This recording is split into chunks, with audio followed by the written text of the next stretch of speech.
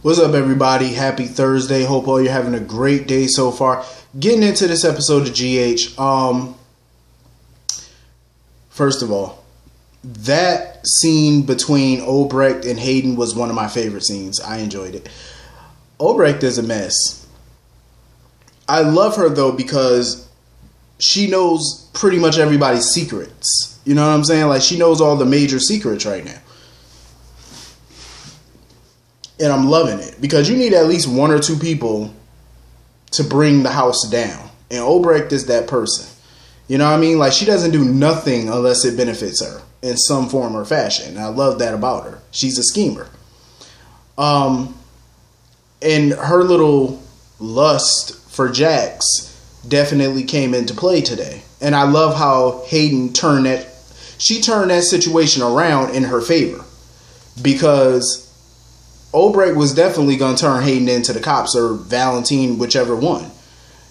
But she made sure to delete any text messages that would incriminate Jax in this.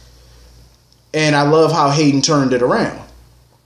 And she bargained with her because she basically told her. And it was so funny how Obrecht thought that she couldn't be bought off. Really? You knew information about Valentine, and yet Valentine bought you off. He got you a job at the Invader. You know what I mean? Made charges disappear. All type of stuff. All of that. So yeah, you can be bought. For the right price, Obrecht can be bought. And Hayden proved that point today. Hayden didn't even have to bribe her with money. She bribed her with something that was worth more than that to Obrecht at this point. And that was a dinner date with Jax. Now, as enticing as that proposal is, there's only one hiccup. How the hell is Hayden supposed to convince Jax to go on a date with Obrecht? I mean, she got Obrecht right where she want her. But the other part of the scheme is you have to convince Jax to follow through. How is that going to work? Jax has no interest in Obrecht. He knows that she has interest in him. But then again, Jax might just do it. I mean, it is only one date. You know what I mean? You ain't got to sleep with her. You ain't got to kiss her. All you got to do is share a meal. Have a biscuit, have some wine, and call it a night. But I'm afraid for Jax because Obrecht, you know, she's in heat. So I would be nervous to be alone with her. It better be a public place. Because there ain't no way in the world I would have a private dinner with her. It would definitely have to be in a public area with a lot of people. And I wouldn't do it at a hotel. There's too many beds upstairs, so I wouldn't do that. Like, no way.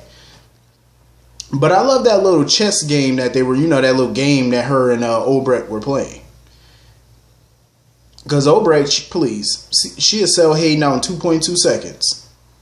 But, you know, Hayden being the crafty person that she is, had one trick up her sleeve, and that was Jax. That was smart.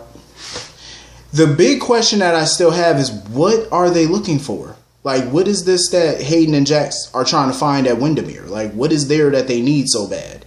That's what I want to know. Like, they keep saying it's a project, it's something good. What is it? Like, don't leave me in suspense. What is the project? I want to know. Hopefully somebody got a spoiler in this, but I haven't found one yet. Like, they're being so tight-lipped about it. And usually with storylines, I can find a spoiler in 2 seconds. But with this, I have had no luck. I'm like, even from the most credible of sources, nobody's snitching. What is this project? Like, I don't even know if the writers even know what it is at this point. They probably don't. They probably just going to make it up as they go. But I'm intrigued, though. Anyway, speaking of interesting, that little back and forth between Jax and Valentine. Valentine showed his card. He showed his hand. And I think Jax noticed it. Because Jax came near to see Nina and stuff like that. You know, talk business to get her mind off Sasha. And the way Valentine was acting and talking, calling him Jasper. First of all, it's Jax. Yes, his real name is Jasper. But I felt like Valentine was saying that to be funny. And he know he was. He was trying to be cute. But you failed. You failed miserably. Valentine was just a hot mess throughout that whole scene. And I think Jax noticed it. Valentine let his insecurities show. Even I noticed this as soon as I seen it. He was letting them insecurities come out. And that's what you don't want to do. Never do that against somebody who's a potential enemy or somebody who's a potential, adversary when it comes to the affections of your fiance. Like, you never show that insecurity. You don't want, no. When you talk to them, you gotta be confident, smooth. Let them know that they're not getting under your skin. His facial expression and the tone of his voice told the whole story. He's insecure and he's letting Jax get to him, and he know it. And Jax even knew it. That's why Jax had that cocky smile on his face. Jax know that he's getting into his head. He know that. He can see it. Stevie Wonder can see it. Stevie Wonder and Ray Charles combined can see it. Like, he's getting to him. It's all in his facial expression. It's all in his tone of voice. You're letting Jax get into your mind. You're letting him play games with you. You're letting your insecurities come out. And that's stupid on your part. Never, let me tell you something. This is a rule that I have. Never let, not just anybody, but never let your opponent the most. Never let them see you sweat. Never. Never, never, never, never, never. Never let them see your insecurities. Never. You got to be confident when you're dealing with people that you don't like. Even if things are not going smooth and things are not going your way, you don't want them to know that. No, that's a weakness. You never want them to know that. And Valentine showed that card today. That was stupid. You're supposed to be just as confident and cocky. You know what I mean? But that his tone and stuff, no, I got this. Like, all of that ain't nothing but insecure. That's all that was. Jax got the last laugh on that one. I swear, though, I freaking love Robert's accent. Like how he always say Dante when he talking about Dante, and then he called Valentine Valentin. I like how he be saying pronouncing people's name all wrong and stuff. That Australian accent, yeah. He called him Valentin. That had me dying the whole time because he said it more than once. But he played Valentine like a fiddle. Because Valentine was definitely, and again, Valentine was letting people see him sweat. The way that he was talking with Finn and stuff, wanting to know if Anna heard anything or the WSB heard anything about Cassandra. That even made Robert and Finn suspicious. Like, why are you so concerned about this woman? Why? Why now all of a sudden? For months you haven't been concerned. Now all of a sudden you're concerned. That's only going to make the people around you even more suspicious to find out what you're up to. And that's exactly what Robert did. Robert was eavesdropping on that whole conversation. And he came up in there and played Valentine like a fiddle. Played him. He lied to him and told him that he spoke with Anna and that they had a sighting of Cassandra and it may look like Cassandra trying to get back in the States and stuff. He did that on purpose to see what Valentine's next move is going to be. To see what he up to. See, that was brilliant on Robert's part. That was brilliant. Downright ingenious. And because they know that they don't have to worry about him calling Anna and Anna saying something different than what Robert said. Because Anna's not taking Valentine's call anyway. So they don't have to worry about that. That was smart. I like that. Very smart. Because ain't no telling what Valentine trying to do or what he gonna do next. Because right now he just trying to clean up his mess. That's all he doing. Because he got mess all around. You got the Sasha and Obrecht mess. You got this Jax Cassandra mess. Like, you just got mess all around you. And he's trying so desperately to clean it up. But he's failing miserably. Very badly, actually. Speaking of miserable, Brad.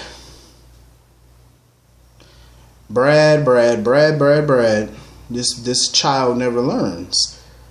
So Julian, he just doesn't want to listen to Julian. Like, he's all nervous about Julian potentially leaving. Oh, who am I going to talk to? Who am I going to vent to? Oh, I'm a nervous wreck. Shut up, Brad. Just shut your foolish mouth. You need to be nervous. Need to be nervous about this ass whooping you're going to get when Michael and Lucas and Sonny find out what you did. That's what you need to be worried about. That's what he need to be worried about. That's what you should be nervous about. You can see the look on his face every time. Like, every time Brad is on screen, he just gives off this guilty look. He looks guilty all the time. He looks hella nervous all the time. Like, he just be shaking like a hoe in church. That's how he be shaking. Like a whore in church. That's exactly how he shake. I'm like, calm down. Damn, I don't even see leaves in the fall time shake as much as he do. Damn, bro. Nervous? Relax. You know, go have a beer or something. You know what I mean? Like, he's just always so nervous and touchy all the time. Like he got Tourette syndrome or something. Like, you know, it's just bugging. I'm like, calm down. If you feeling that guilty, why not just come clean? Even though now it's a little bit too late. I said this, and I've said this before. If he would have came clean that same night, one, we wouldn't have to live through this. Two, he wouldn't be facing criminal charges and a potential beatdown and a divorce. You wouldn't be facing none of these things. And you wouldn't be facing unemployment because you're going to get fired for this. Damn, he going to lose everything. You're going to lose Wiley, a.k.a. Jonah. You're possibly going to lose your freedom because you're going to be charged. You're going to lose your career. You're going to lose your husband. And you're going to lose a few teeth because you're going to get smacked.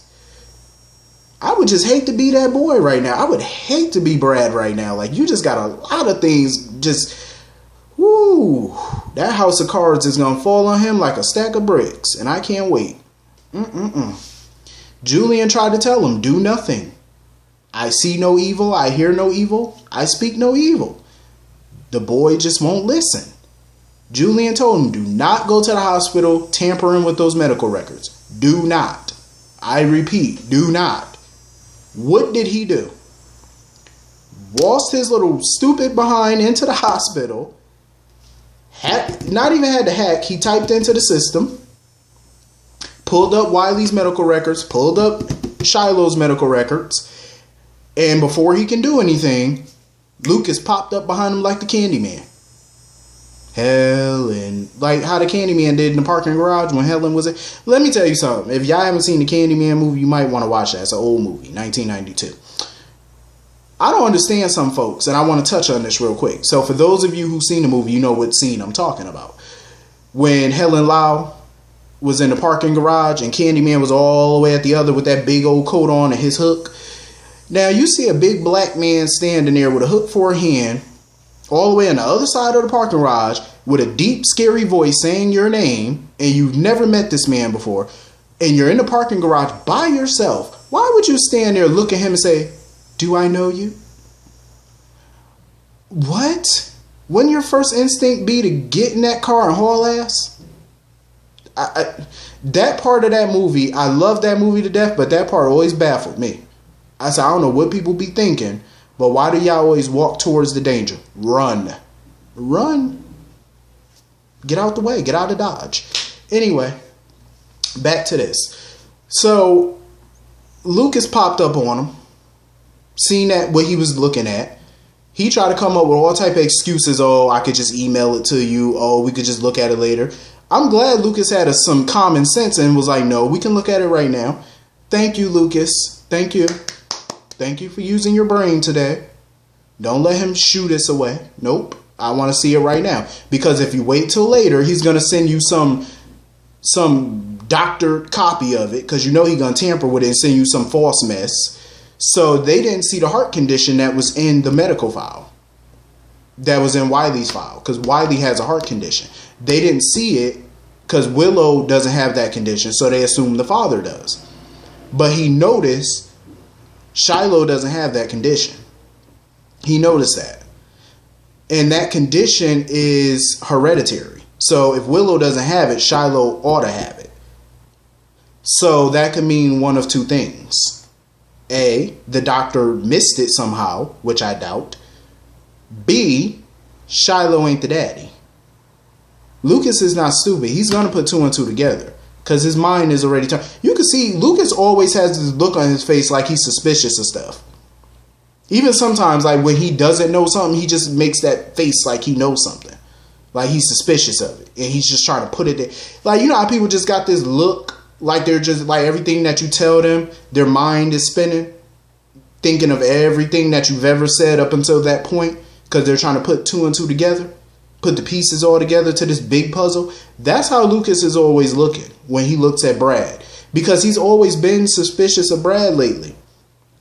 Because Brad, I think Lucas has been noticing that Brad has been on edge, because he even mentioned it a few months ago.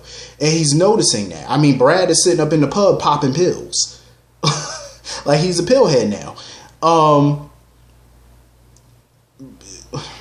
Listen, I can't wait for this to be over, because I think I'm going to have my popcorn that day. I need to find out when the air date is, when this is all going to come out. I promise you, I'm going to have my popcorn. I'm going to have my tea. Not no tea bag tea. I'm going to have my green tea, because I don't do tea bag tea. Like sweet tea and all that. I don't do that. I'm going to have my green tea with my good ice in it. And I'm going to just enjoy the fireworks. I think that's what I'm going to do. I'm going to enjoy the show, because I think this is going to be fun. Brad is an idiot, and I just can't wait for his house of cards to come tumbling down. It's like, you know, when you play dominoes. One domino falls and it makes all of the other dominoes fall. It's a domino effect. And I can't wait to see it. I think it's going to be beautiful. It's going to be quite lovely. So anyway. So on to, you know, Kim and... Listen, I feel bad for Kim, because I know this is all too much for her. Like, she finally got the Drew that she's been wanting, but it's not the human form that she wanted. If you catch my drift. You know, the 2012 Drew, with all the memories of their past, that's the Drew that she wanted. Right memories, wrong person. Like, you got Franco in front of her with the right memories, but you got the right person on the side of her with the not so right memories. See, that, you know, she just can't, you know, catch a break. You know what I mean? I feel bad for her, because she was hella confused. And I don't blame her, because it's a confusing situation. It's like when you explain it to people. Let me tell you something. If this were to happen in real life, and somebody were to come to me and tell me all this mess that's going on, I would look at you so dumbfounded. I would look at you like a deer in headlights. I would believe you, because let me tell you something. As crazy as this story sounds, it's just crazy enough to be true. Like, you know how some people be telling you the craziest, bizarrest storylines? I mean, the bizarrest stories. I would have to believe you, because I don't even think no human being can make this stuff up. You would think that. You'd be like, no. If you sat me down and told me all of this mess about memory mapping, and you were strapped to a chair, you got somebody's 2012 memories, I would look at you and I would look dumbfounded. I would look like a deer in headlights, but I would believe you, because I don't think that you're that creative to make this up. I don't think a person could be. You can't be this cynical to make this thing up. I would have to believe you. As crazy as it may sound, I would have to believe this. Because not even I, and I consider myself a creative person, because in my English class, I had to write a story about Cinderella, but I had to do a remake of it. It was a part of our class assignment in English class. And I had to write a modern version of a Cinderella story. And I had to be super creative with that story. And I got an A+ on that story too. And I created a sequel. That was for extra credit. And I got an A+ on that. Like, this is how creative I can be. I wish I still had that paper. I would do a whole video and read that whole paper to you. I wish I still had it. It was something I did in senior year of high school. I wish I still had it. Y'all would be, let me tell you something. When I tell you, everything I wrote on that paper was on the fly. Everything I wrote. It was just, I didn't think of nothing I was going to write. It just came to mind and I wrote it. Pen to paper, and I just wrote it. I didn't think about nothing, no plot, no nothing. I just came with it. And when I got A+ on both them papers, I did the class assignment, but I also thought, you know what, let me make a sequel. And I made a sequel, and I got an A+. Like, my mind was just going. I was like, ooh, I could do this. I made it so scandalous. I wish I had that paper. I would read it to y'all. Y'all would just be looking like, the way I wrote it. You would be surprised that I could write something like that. Like, it was so scandalous. Like, it was way more scandalous than the original Cinderella story, trust. Like, it had all type of cheating, and it was a mess. If you trust me, I wish I still had that paper. Mrs. Puglisi, my old English teacher, if you're watching this video, I need you to email me that paper. I need you to DM me or something. And I know she's my old English teacher. I know she still got it. Mrs. Puglisi. I need that paper. So yeah, moving on from that. Let me get back into this. When Kim sat there and told Julian the story about Franco getting the memories of Drew and blah, blah, blah, even Julian couldn't believe it. Julian was like, what? But that made Julian realize that, yeah, it's time for us to move to Manhattan now. And I think the reason now he's in such a more rush than he was before the move, because he know what this means. Because if you got 2012 Drew running around, that means he going to be all over Kim like white on rice. And Julian ain't having that. So now that motivated Julian to want to move even quicker now than what he did before. Because before he was kind of dragging his feet a little bit. Now he like, yeah, we need to go. Because he ain't trying to have no fake Drew snatching up his woman. And Elizabeth and the real Drew basically told Kim, like, if Drew 2.0 contacts you or he comes up to you, just keep iterating that he's Franco and not really Drew. You know, just keep telling him who he really is. You know, just don't engage with him as Drew. You know what I mean? Which was smart advice. Because they know that the real Franco is down there somewhere. Every time I see Elizabeth, I just feel so sorry for her. I totally understand where some people was coming from in my comment section, because they were like, it's karma for Elizabeth for what she did when Jake Doe, you know, when she thought that, when she knew that Jake Doe was really Jason at the time, and she hid that information. So it is karma. It is. It's karma. Because I even said it. I said it. She was going to get her karma, and she's getting it. But I still feel bad for her, though, because the way he talking to her, he was like, I don't know you. I don't want to know you. I said, damn. To sit there and tell your wife you don't want to know her. I know Elizabeth felt that in the pit of her stomach. I know she felt that. I know she felt them words. I know them words cut her deep. When he said, I don't want to know you. I said, woo. Made me want to take a drink. I said, wow. Even Drew and Kim ain't know what to say. Like, that would have been me. Listen, if you put me on this show and I had to stand there for that scene, I would have tried so hard not to laugh, but I just wouldn't know what I wouldn't have known what to say. I would have just been, listen, them writers would have had to come on set and be like, look, that's what you're supposed to say. I would like, listen, I would have said, excuse me, sir, can you just move back off to the set? Because my facial expression pretty much tells the whole story. So I don't need no words for this. And I think the fans can convey that. Like, seriously, that's just something you don't know what to say about. I was like, woo. But I do agree with Drew that you're just going to have to keep, you know, telling him who he is and, you know, keep trying to find the inner Franco. It might be hard, but, you know, because this thing is really not all that reversible. Because like Jason and Sam said earlier, there's no outline of Franco's memories, you know, to put on no flash drive and implant that in him. It's different because when Drew got implanted with Jason's memories, Andre outlined Drew's memory. You know what I'm saying? So he kept Drew's memories. You know what I mean? Cabot didn't do that for Franco. Oh, speaking of Dr. Cabot, this is what I forgot. Basically, Dr. Cabot wants to make a deal with the DA's office. If Robert drops all charges against him for, you know, obviously what he was doing with Cameron and Franco, then he will tell Anna what memories are Alex's and what memories are Anna's. I said, okay. Once I heard that, as much as I want Dr. Cabot to pay, I said, look, Robert, what are you waiting for? Make the deal. And the reason I say make that deal is because we need to know indefinitely who is Peter's mother. Is it Alex or is it Anna? We need to know. We need to know now. So make the deal. I think Robert will make the deal. I think he will. Anna better not tell him not to make that deal. Make the deal, Robert. Even if Anna tell you no, make the deal. I want to know. Because something telling me he ain't that woman child. I don't believe he ain't a child. I don't believe it. Make the deal. Now. I'm not playing Robert Scorpio. Make this deal. I need to... Listen, let's play that game, deal or no deal. I say do it. It's better now. I'm pretty sure Dr. Cabot is going to mess up again so you can get him on later charges. Let's just let him out for now and get the answers that we need. Thank you.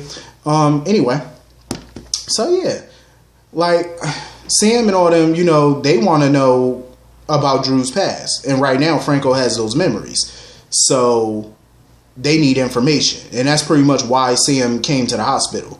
Like, she want to ask Franco, aka Drew 2.0, you know, some questions about the real Drew's background, because he has those memories now, so she need to know. I can understand where Jason and Sam are coming from, because Sam was like, she wouldn't wish this on her worst enemy. But I also Jason is being honest, and I respect it, because he was like, as much as he don't like Franco, he sympathizes with what Franco is going through, because he went through it. You know what I mean? Drew went through it. They were victims of this. So he sympathizes. But I agree with him. He was like, you know, that doesn't mean I'm going to forgive him or erase everything that he's done in the past to us. See, I like honesty. You know what I'm saying? I know people like Elizabeth and some fans would be like, oh, Jason, just forgive him. No, he doesn't have to. But I respect the fact that he's being honest. At least he could sympathize with him. That don't mean he got to forgive him for past misdeeds, which I totally get. You know what I mean? He was being honest, and I got to respect honesty. You know, that doesn't mean he's going to whitewash everything Franco ever did, and I respect it. He's being honest. And I wouldn't expect nothing less, because I figured that I had a feeling Jason was going to give that response. Maxie was just dumbfounded. When they seen Franco at the bar, and they walked up to him when her and Peter seen him, they was like, Franco. He was like, call me that one more time. When he said that, I was nervous when he said that. Because whenever somebody say, do this one more time or say this one more time, that means you have one more time. Don't try me. You got one more time. So when she said it again, he threw that glass. And Maxie jumped. I said, Maxie, you better walk away. Better tiptoe out. Tiptoe out. Walk away. But automatically, when he mentioned to them that he was Andrew Kane and Maxie gave him that look, she was like, okay, you must be drunk. That scene was hilarious. She was like, are you drunk? That's the same question I would have asked. Like, you must have been knocking him back, bruh. But Peter automatically noticed what was going on. Like, he knew it was that memory mapping, because he knew that Drew still had that flash drive with his memories. So he knew what was going on. And he blamed himself for that. Now, I know some people are going to blame Peter for this, but for me, I do say Peter is somewhat to blame for this, because he started this. Him and Faison, they started this mess. But I will say, yeah, Peter could have gotten rid of that flash drive instead of trying to use it as some bargaining chip. But Drew had that flash drive for months, and he could have gotten rid of it, because he was adamant that he didn't want what was on that flash drive. He didn't want his old memories back. So he should have gotten rid of that. But I'm not going to blame Drew for this either. You know what I mean? Because shoulda, woulda, coulda. You know, that's what I always say. Shoulda, woulda, coulda. You didn't, so this is where we are now. But that showdown between Drew 2.0 and Jason, I'm looking forward to it, because judging by the previews, he called him Jason Quartermain. And I was baffled by that for a second. I said, wait a minute. Do you mean to tell me that Drew from 2012 knew about Jason? Because when he said Jason Quartermain, the rich kid and stuff, I said, wait, how do you know about Jason? Unless you recently just Googled him or something. Like, how do you know? I want to get some answers on that. Did he already know before he got snatched up in 2012 about him? I wonder if he knew. Interesting. But anyway, that was pretty much the whole episode. Hit the comment section. Let me know what y'all thought about it. And I will see y'all all later. Have a good day. Peace.